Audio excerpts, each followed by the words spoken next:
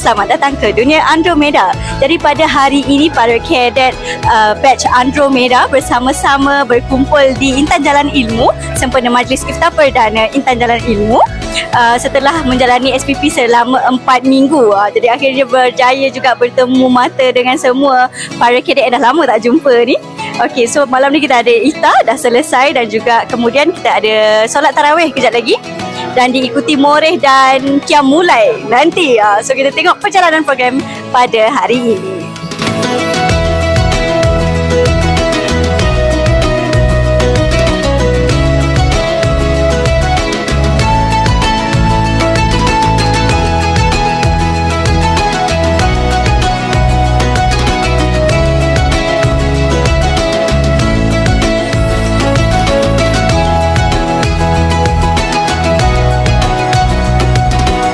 Baik, pada malam ini kita bersama-sama mantan KE kita iaitu saudara Nakib. Apa khabar Nakib? Alhamdulillah baik, terima kasih. Okey, Nakib nampaknya sangat excited untuk berada di sini pada malam ni. Boleh kongsikan sikit tak pengalaman pula maafkan saya. Perasaan kita setelah lama tak bertemu ni kan. Apa perasaannya? Dia apa yang kita boleh cakap tu, rasa rindu lah nak jumpa kawan-kawan kan. Walaupun tak adalah lama sangat, hampir-hampir sebulan.